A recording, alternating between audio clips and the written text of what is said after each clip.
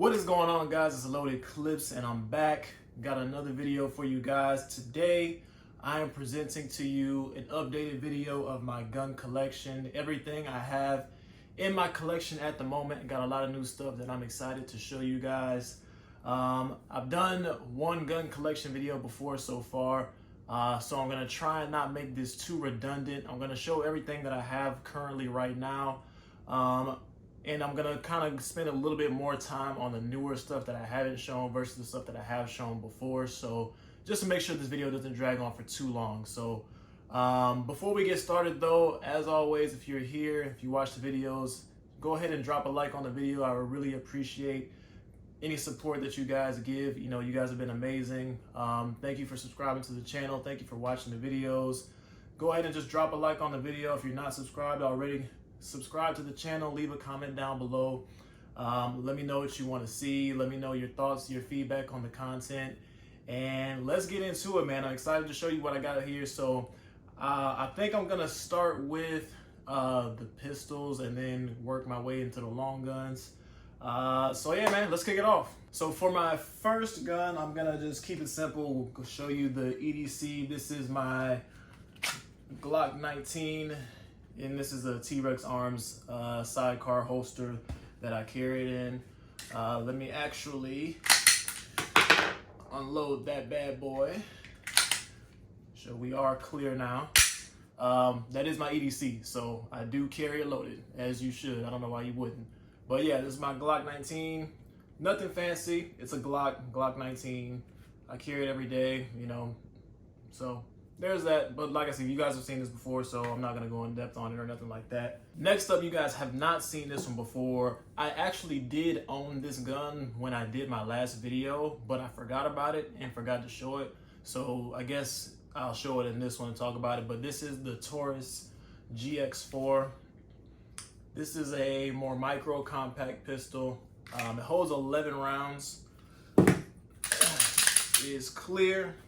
I do have a loaded mag because this is kind of an EDC, but it's not really an EDC. It's more of like a, if I gotta walk to the mailbox, pocket gun, something like that. But I do have this bad boy in the green slide color. I do think a lot of people sleep on Taurus personally, just as a company. They're definitely not the, the best, fanciest manufacturer out there, but they do make some solid guns and their pricing is really good.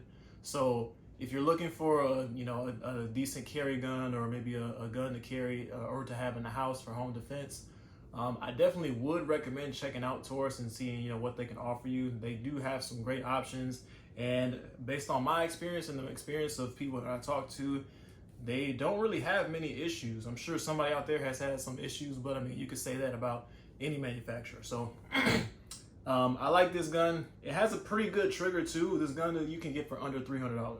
So, like I said, I definitely recommend at least checking it out.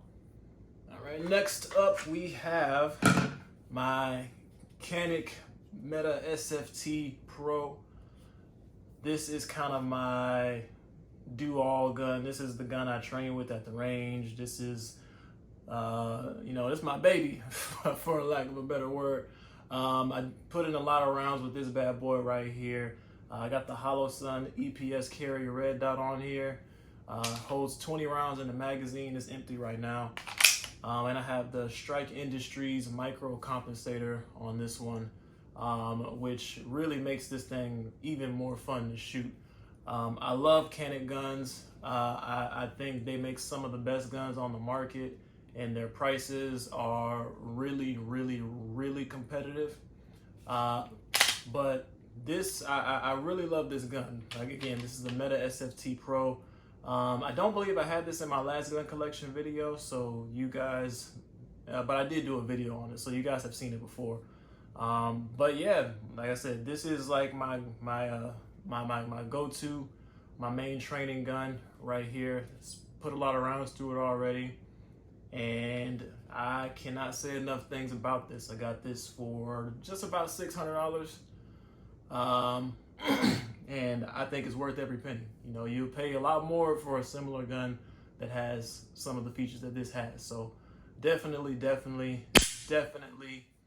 happy with this purchase. All right, and this is my last pistol here, but here we have the FNX 45 Tactical right here. Now, this is a beautiful, beautiful gun, and it shoots even better. Now, this is chambered at 45 ACP. Everything else was chambered at 9mm. This is my only 45 ACP handgun, but the way it shoots, I don't think you would really even know if I didn't tell you, because it shoots super smooth. It does not kick a lot, and it's just a very well-made, well-designed handgun. This is my nightstand gun. I keep this in my nightstand, you know, bumping the night gun. Go ahead and drop the mag. You know, I have a loaded mag there. We are clear, but man, this thing is a lot of fun to shoot. I have the standard, suppressor height iron sights on this. I kind of like it like that as of right now. And I have the Streamlight TLR1 light right here to, you know, for them extra nighttime encounters. This does have night sights as well. I don't know if you can see the night sights. Yeah, I mean, it's bright as hell in here, so you're not gonna be able to see that. But it does have night sights, just take my word for it. And it is optic cut, so I can put an optic on here, but like I said, I kind of like it with just iron sights right now. So we're just gonna leave it like this and maybe put an optic on it in the future. But yeah, man, this is a hammer fire gun. Again, my only hammer fire gun versus the striker fire ones you saw before. And I like it. It has a really nice trigger, really nice ergonomics, feels great in the hand. Nice weight to it, not too heavy either. And it has the threaded barrel, so hopefully one day, not hopefully, one day it will be suppressed. So FNX 45 Tactical. All right, getting into the long guns, let me show you. We'll start with the shotgun. This is the Mossberg Maverick 88. I've shown this before, so you guys have seen it before. Pump action shotgun, reliable, easy. It's a pump action shotgun. Not really a whole lot to say to that, so there's that. Keeping it in the realm of shotguns, this is the Four Peaks Imports semi-automatic shotgun right here.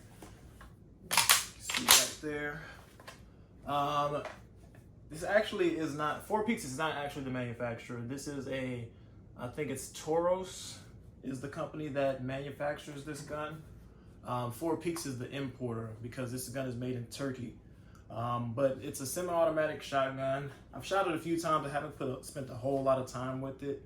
But you know, it's fun to shoot from what I experienced. I got this more for like a range toy than anything. So I look forward to putting more rounds in it though. I definitely do want to start using my shotgun more. But yeah, this is that. Now, the next gun you also have seen before, but there has been some changes. This is, got that clear. This is the PSA AK-47 Gen 3 right here. Since the last time you've seen it, it's been not too many changes, but I have this adapter to where I put a buffer tube on the stock instead of a, you know, like a folding stock or a fixed stock or a wooden stock. Just because I like the collapsible stocks, you know, the AR-15 style. So I wanted to put that on the AK. I know AK boys might get mad at me for that, but you know, it's just how I feel. And then I have the Picatinny Rail dust cover that I got from PSA as well. Which allows me to just put this Vortex red dot straight on the gun without having to use a side mount that you would put right there. I really am not a fan, oh, excuse me. But I'm really not a fan of the side mounts on the AKs. Nothing wrong with them at all. They work great. I just don't really want one. So I opted to get this dust cover that just had the rail on top. and I could work with it that way. That's just the way I wanted to do it. But like I said, there's nothing wrong with doing a side mount versus doing it this way. So whatever you prefer is whatever you prefer. I do plan on doing some more changes to this gun, specifically to the handguard. I might want to get like a quad rail up here. But it's been a while since I shot this gun, so I just haven't really gotten around to doing any more things to it because I haven't spent that much time on it, if that makes sense. So, but that's this AK. There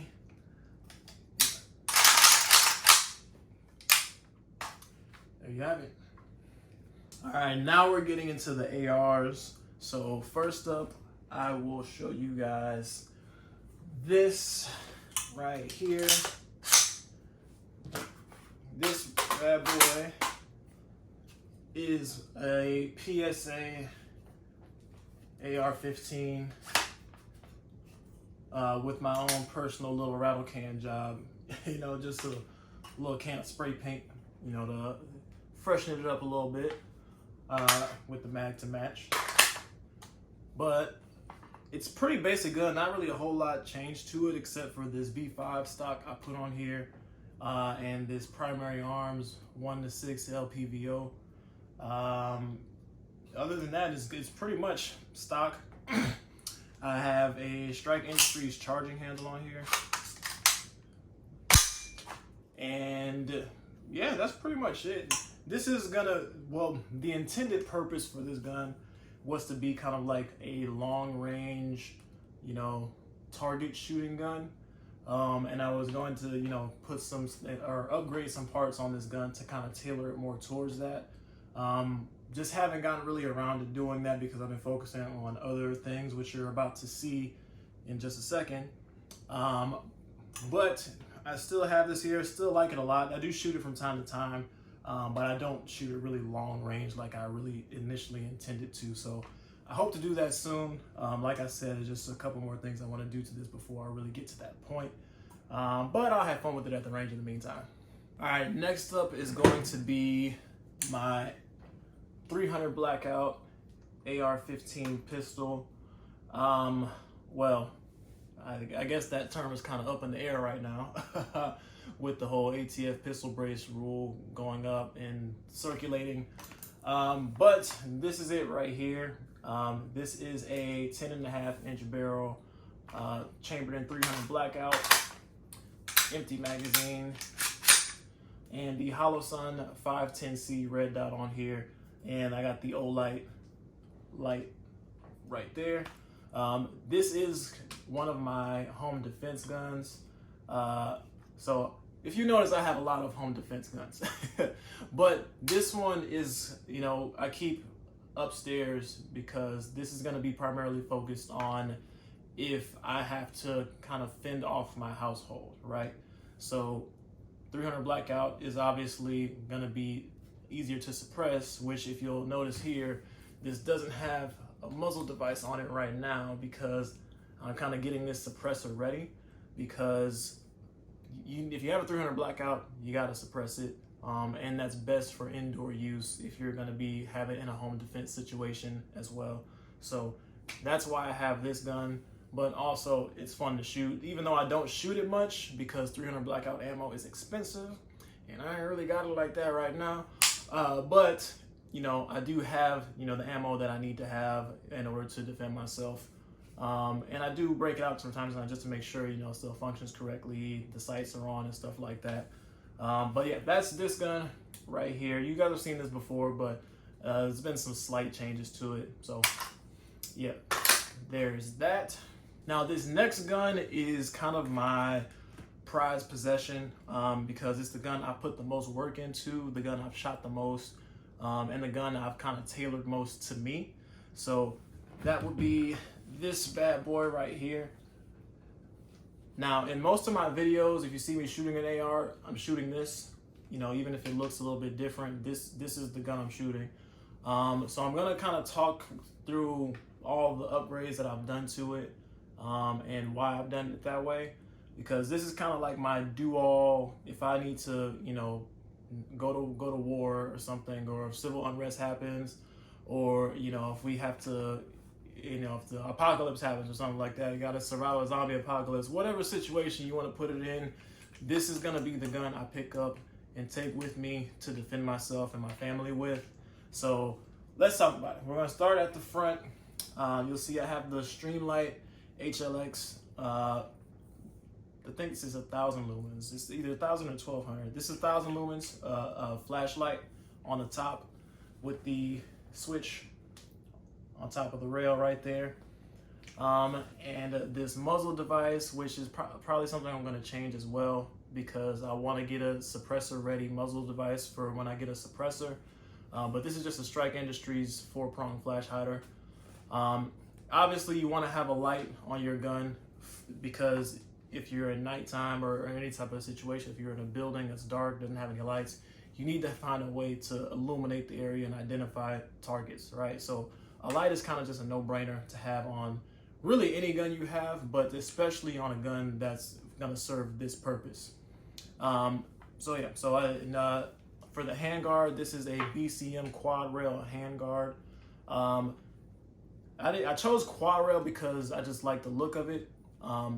Obviously, no matter what accessories you get, you know, you can get accessories to fit a quad rail or an M-LOK, you know, or a key mount, whatever style you prefer. This is just what I wanted in the moment, and so I kind of had everything tailored to that. Here I have the EOTech ESPS2. This is a holographic sight, not a red dot sight. And I got this because at some point,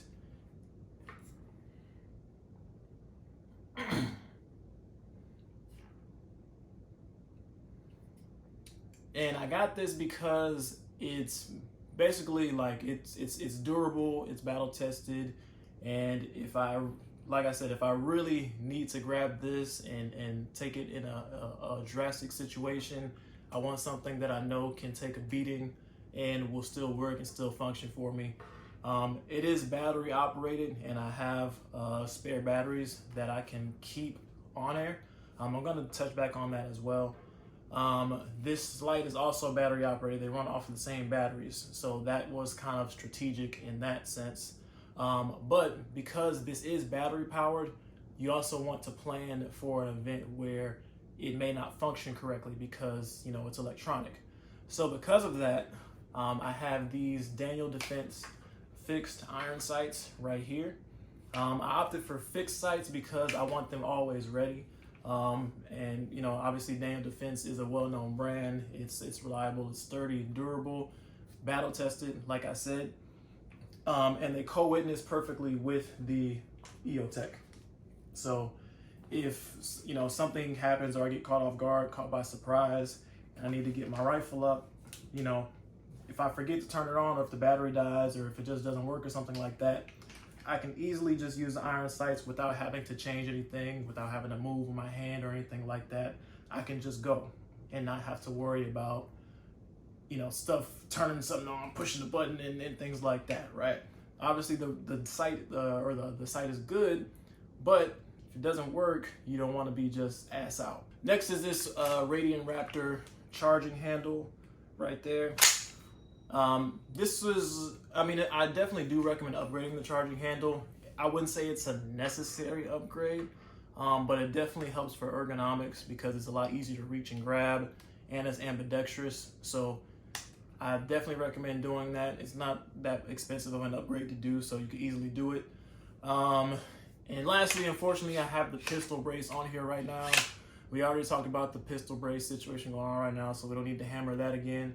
I am gonna actually SBR this though, so I'm just gonna go through the process, fill out the paperwork to make this an actual short barrel rifle versus a pistol, because braces are stupid and you should just be able to have a rifle at whatever length you see fit.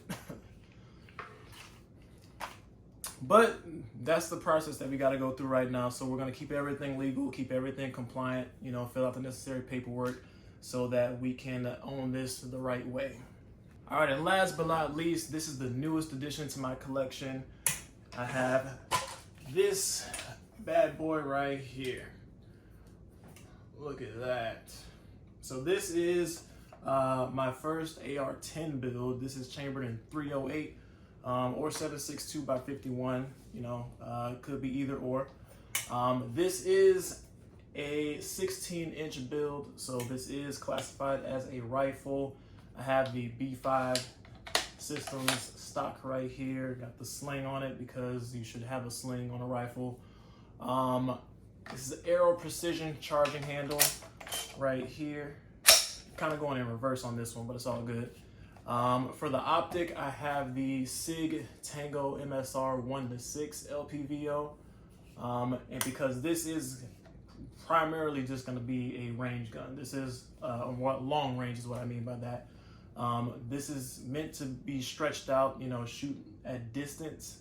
Also, I do plan on using this as a hunting gun because that is something that I want to get into a little bit once I, you know, kind of get some experience in that. Now, the upper, the lower, the handguard, and the bolt carrier are all from Aero Precision. With AR, you can mix it up, but the thing with building AR-10s is that it's not exactly like building an AR-15 in that there's a mil spec and basically all parts are compatible with each other. AR-10s are a little bit different because they never got adopted by the military, so there is no mil spec standard. So not all AR-10 parts are compatible with each other. So I opted to kind of get the important parts like the upper and the lower receivers from the same company because I just knew they'd work together perfectly without any issues. You definitely can get them from separate companies, but you just have to make sure you're doing proper research that these parts are going to work with each other. And so, yeah, this is what I came up with. I went with kind of like this two-tone FDE / bronze finish, just because I really liked the way that looked in my head. And when I put it together, I'm happy that I made the decision that I did, because I think it came out beautifully. Really, really love the way that this looks right here. And once again, I have this, this is actually a compensator on here, not a flash hider. But I have this on here right now, but this is really gonna just a placeholder because I'm gonna get a suppressor adapter for this as well, because I really want to suppress all my guns, even if I gotta swap them back and forth. So that is definitely going to be one of the next things that I really invest heavily into, suppressors. But yeah, this one right here is the newest addition to the collection. Take a good look at that. And I can't stress enough, I really, really, really like how this came out. I think this is a really nice gun. I have not shot it yet though. I function tested it kind of, but I haven't actually gotten a chance to take it to the range though. So I'm very excited to take it to the range and put some shots downrange with it, and also see how far I can stretch it out with it. Because I kind of mentioned earlier, my goal was to get into some more long distance shooting. So now that I have this in my arsenal, I definitely need to make that happen sooner than later. And with that, that is everything in my collection. So hopefully you guys enjoyed that and saw some things that you really liked, and really enjoyed seeing here. I definitely enjoyed sharing this with you guys. So once again, if you could leave a like on the video, drop a comment, subscribe, all that good stuff, I would greatly appreciate it. And I'm definitely looking forward to upgrading the collection more. You know, I'm definitely trying to get my hands on some more guns, add to the collection. Like I mentioned, I plan on getting some suppressors very soon. Going through the SBR process for some of my guns to get them really the way I want to get them. So I'm excited for that, man. It's definitely gonna be another journey, but I'm excited to go down that journey. So definitely stay tuned. I'll be posting more updates on the channel as far as, you know, range trips, you know, updates to the setups and stuff like that. So you guys will definitely be able to see all of that. But I'm excited for things to come, man. So once again, if you're not subscribed, subscribe so you don't miss out on that. And that's going to wrap it up for this one. Thank y'all for watching once again. Hope to see y'all in the next one, and the next one, and the next one, and the next one after that. Until then, be safe, be smart, be blessed, and I'll catch y'all later. See you.